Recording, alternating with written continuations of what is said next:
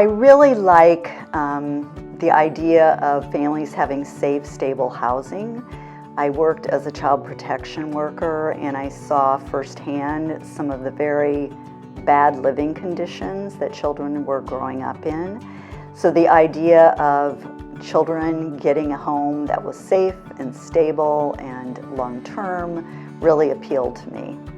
Our board is a working board, and Deb wears 4 hats. I think of course she was on the board, and then she's the cookie lady, but the big one is the support person with the family, and she's kind of our bridge between the board and the family.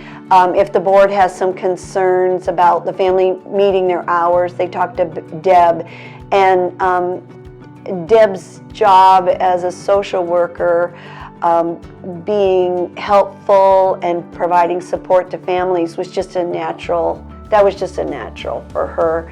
Growing up, my parents really encouraged serving and being involved, and so that's always been part of my life, is to try to do things for other people. And so I guess that would be my motto.